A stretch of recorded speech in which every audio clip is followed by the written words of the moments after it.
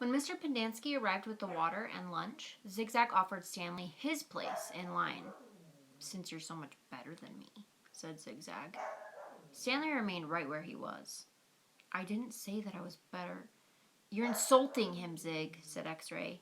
"Why should Caveman take your place when he deserves to be at the very front? He's better than all of us, aren't you, Caveman?" "No," said Stanley. "Sure you are," said X-Ray. "Now come up to the front of the line where you belong." "It's okay," said Stanley. "No, it's not okay," said X-Ray. "Get up here." Stanley hesitated and then moved to the front of the line. "Well, this is a first," Mr. Pendanski said, coming around the side of the truck. He filled Stanley's canteen and then handed him a sack lunch. Stanley was glad to get away. He sat down between his hole and Zero's. He was glad that he'd be digging his own hole for the rest of the day. Maybe the other boys would leave him alone. Maybe he shouldn't let Zero dig his hole for him anymore. But he needed to save his energy to be a good teacher. He bit into his sandwich, which contained some kind of meat and cheese mixture that came in a can. Just about everything at Green Lake came in a can. The supply truck came once a month. He glanced up to see Zigzag and Squid walking toward him. "I'll give you my cookie if you let me dig your hole," said Zigzag. Squid laughed. "Here, take my cookie," said Zigzag, holding it out for him. "No thanks," said Stanley. "Come on, take my cookie," said Zigzag, sticking it in his face. "Leave me alone," said Stanley. "Please eat my cookie," said Zigzag, holding it under Stanley's nose. Squid laughed. Stanley pushed it away. Zigzag pushed him back. "Don't push me." "I didn't." Stanley got to his feet. He looked around. Mr. Pendanski was filling up Zero's canteen.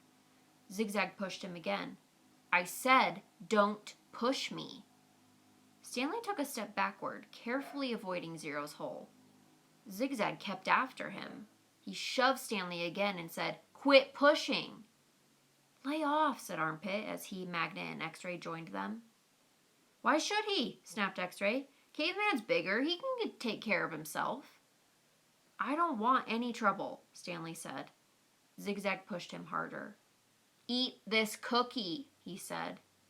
Stanley was glad to see that Mr. Pendanski was coming toward them, with Zero. "Hi, Mom," said Armpit. "We're just fooling around." "No, I saw what was going on," Mr. Pendanski said. He turned to Stanley. "Go ahead, Stanley," he said. "Hit him back. You're bigger." Stanley stared at Mr. Pendanski in astonishment. "Teach the bully a lesson," said Mr. Pendanski. Zigzag hit Stanley on the shoulder with his open hand. "Yeah, teach me a lesson," he challenged. Stanley made a feeble attempt to punch Zigzag, but then he felt a flurry of fists against his head and neck. Zigzag had a hold of his collar with one hand and was hitting him with the other.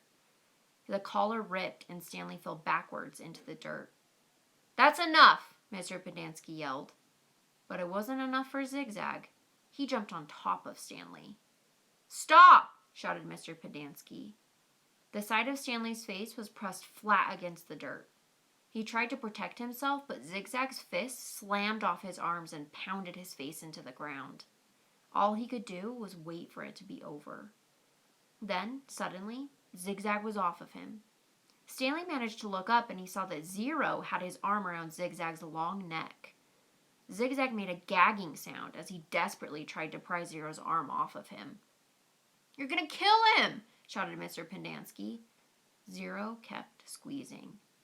Armpit charged into them, freeing Zigzag from Zero's chokehold. The three boys fell to the ground in different directions.